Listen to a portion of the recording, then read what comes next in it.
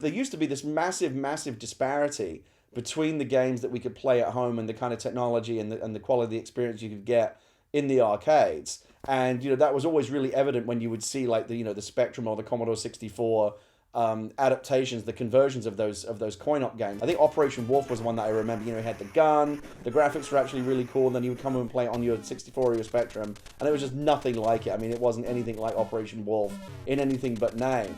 And that was always kind of depressing. What I think is actually really interesting about the Amiga generation is I think that was the first time that we really started to close that gap. By the time the Amiga came out, there were already coin-operated arcade machines also using the Motorola MC68000, and you could see in the arcades what you could do when you spent $5,000 or $10,000 on hardware and built out a really fabulous game. And I'm thinking about games at that time like Marble Madness. Of course, we later licensed Marble Madness and brought it to the Amiga. That's the kind of thing that became possible. Suddenly, you could do things at home that were pretty mind-boggling. When I saw Marble Madness for the first time on the Amiga, it was shocking. And it was shocking because, as far as I can recall, it was the first time that a video game on a home computer, pixel for pixel, replicated an arcade game. It was the arcade version. There is no difference. There might be very slight differences, but the quality of that Amiga version was so fantastic at the time. It looked like an arcade game, and that was the big excitement. You wanted that, I just loved its clean clarity. Marble Madness just had a great look to it because it was shaded, 3D, and really replicated the arcade version precisely. When Marble Madness came out, it was almost indistinguishable from what you saw in arcade. So it really proved the point that you could create a small personal computer that had the capability of an expensive arcade machine and very similar graphics. And actually that game, Marble Madness, was well suited to the Amiga because it scrolled these play fields. The background as the marble was rolling was a perfect operation for the chips.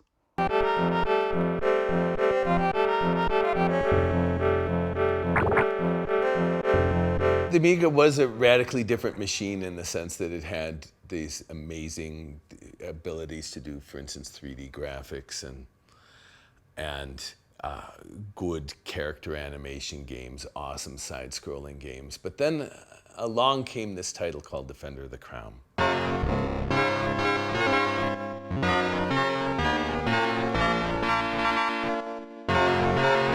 The first time I saw Defender of the Crown was in Silica Shop in Sidcup, and I was looking at it thinking, nice video, that's really cool.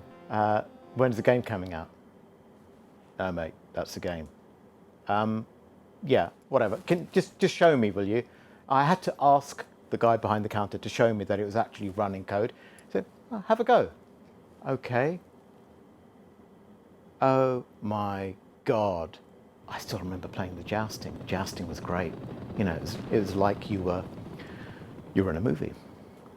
And yes, a pixelated movie, but still, compared to the games we'd been playing only maybe a year or two before that, the graphical fidelity was astonishing. It gave you this cinema experience where you just didn't play a game, but between the levels, you'd see cutscenes where you, the hero, was getting together with the woman, or you, the hero, was demanding justice from the bad guys. And it was a game that brought you in a way that no other game had done before. And the game design itself was good.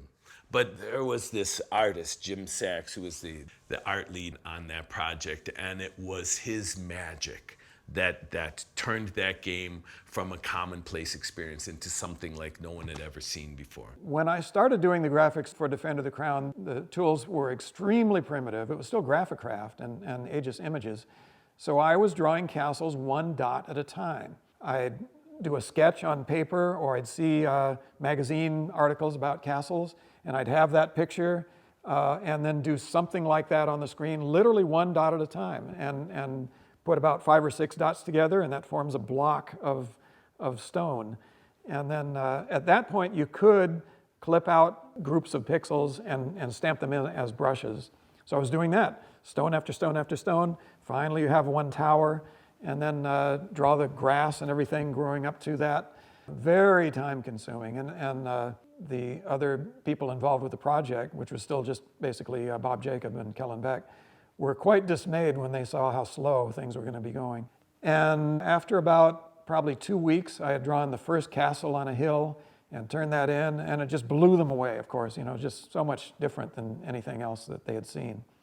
So then they could get an idea of what the whole game was going to look like and started to get really excited about the whole thing. The design itself reached for the kind of software entertainment experience that is commonplace today. Everyone's comfortable with the fact that software does that movie thing that it does. But Defender of the Crown, the CinemaWare title, was one of the first that made that a reality, where you were no longer just playing a game. Because it demonstrated not just graphically, visually, this was a quantum leap behind anything we had seen in 8-bit. It was certainly that, but it was the kind of game that just wasn't even possible. There was nothing quite like Defender of the Crown before it came out.